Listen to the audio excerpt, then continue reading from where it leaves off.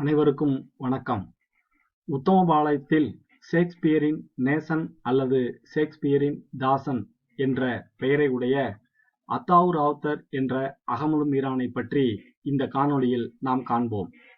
உத்தமபாளையத்தில் உள்ள நல்லான்பிள்ளை முஸ்லிம் கும்புவை சார்ந்த புதுமச்சுக்கார குடும்பத்தில் முகமது அப்துல் காதர் வீரம்மாள் தம்பதிகளுக்கு பிறந்த மூத்த ஆண்மகன் இவர். இவருக்கு 3 தங்கைகள் இருந்துள்ளனர். கிபி 1905ஆம் ஆண்டில் பிறந்துள்ளார்.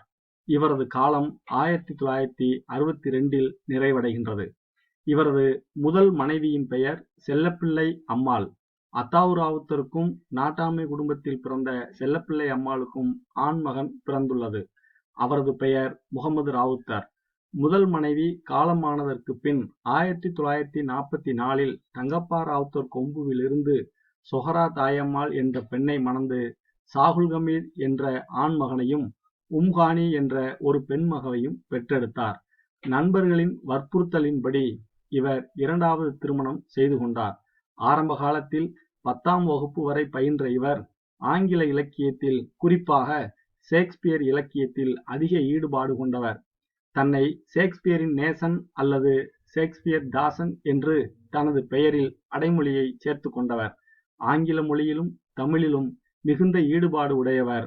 அவரது ஈடுபாடுகளை கண்டறிய அவரது கைப்பிரதிகளே உதாரணமாக அமைகின்றன.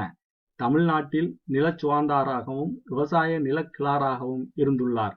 திருவிதாங்கூர் சமஸ்தானத்தில் ஏலத்தோட்ட உரிமையாளராகவும் இருந்தவர். தமிழ் இலக்கியங்களையும் ஆங்கில இலக்கியங்களையும் படிப்பதற்காக தமது இளமை காலம் முழுவதையும் அர்ப்பணித்தவர். தனது வாழ்நாளில் 15 ஆண்டுகள் தனிமையிலேயே தனக்கு சொந்தமான தோப்பில் இருந்து கொண்டு இலக்கியங்களை படித்து கொண்டிருந்தார் என அறியப்படுகின்றது. அதன் ஒரு உற்பத்திதான் கிங் லியர். ஷேக்ஸ்பியரின் கிங் லியர் நாடகத்தை முதலில் தமிழில் மொழிபெயர்த்தவர் இவரே. இவரது தமிழ் ஆங்கில புலமை இவரது படைப்புகளில் நன்றாக வெளிப்படுகின்றன. இவர் அடிக்கடி சுற்றுலா செல்லும் பழக்கமுடையவர். அறிவை விசாலப்படுத்த கல்கத்தா வரை சென்று நூல்களை வாங்கி வந்து படித்துள்ளார் என்று அறிய முடிகிறது. அனைத்து மக்களிடமும் உயர்வு தாழ்வு இன்றி ஒற்றுமையாக பழகக்கூடியவர். நன்றி, வணக்கம்.